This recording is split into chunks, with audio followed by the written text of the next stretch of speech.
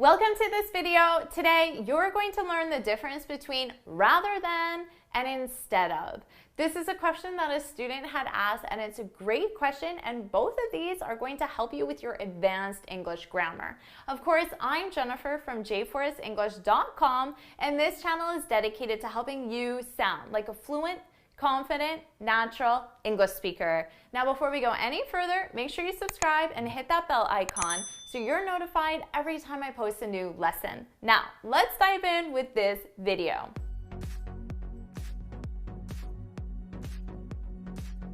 Let's talk about the difference between rather than and instead of. Let's start with rather than. Rather than is used to state a preference. So you have two things and you want to say which one you prefer, which one you like more, your preference. Because of that, we're most likely going to use rather than with the verb prefer.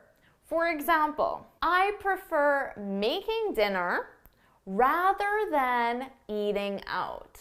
So I have my two choices, make dinner, eat out, and my preference is make dinner. I prefer making dinner rather than eating out. So rather than is simply used to connect those ideas and form that complete sentence. Now notice, rather than, the next verb is going to be a gerund, which is simply your verb in ing. That's 100% of the time when you use a verb, so don't forget that. Now, in terms of placement, I can take that same sentence, but I can move rather than to the beginning of the sentence. And I can say, rather than ordering takeout, I prefer making dinner. So you do have that flexibility. Instead of a gerund verb, you could use a noun. So I could say, I prefer pizza, just the noun. I'm not talking about a verb. I prefer pizza rather than spaghetti. So I'm still connecting the sentence together with rather than, but I'm using two nouns instead of two verbs. Now, instead of is used as substitution, which means I'm going to take one object and I'm going to replace it with something else, okay? So substitution. Rather than just talking about preference, I like this one more, and you still see both objects, that would be rather than. But with instead of, we're substituting. So one is going away and we're only leaving the one we want. That's instead of. So I could say, we made dinner instead of eating out, okay? So in this case, the two objects, the two choices, make dinner, eat out. But rather than just stating my preference, one's going away. And the one that went away was eat out, okay? So we're left with make dinner. We made dinner. Notice my verb tense is the past simple because this action is already complete. We made dinner yesterday instead of eating out. Now notice I'm still using a gerund verb after instead of. So that's your structure, instead of gerund verb. But we can also use nouns for our structure.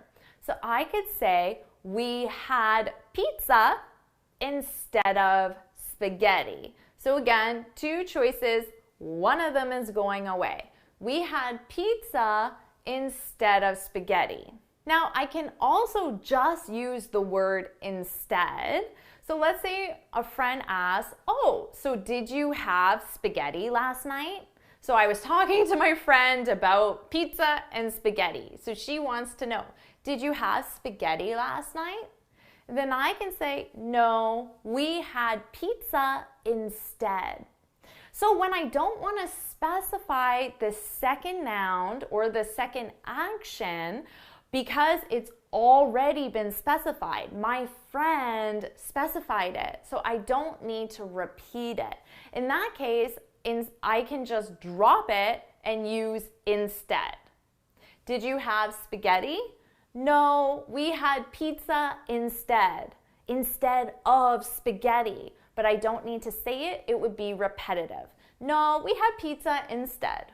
So just remember that rather than is used to express a preference between two things, and instead of is used to talk about substitution. So taking that action and one of them is going away.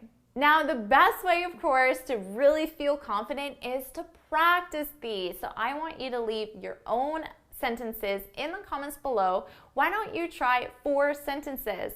2 with instead of and 2 with rather than, because you can practice with the gerund and the noun for each so you get really comfortable with that advanced sentence structure.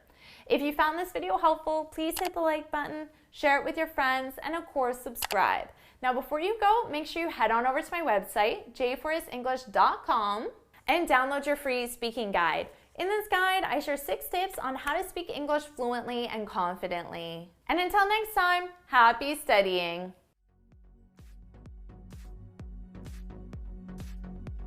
Alright, awesome job with this video. I can't wait to see your advanced sentences in the comments below, and I'll see you in my next video. Bye!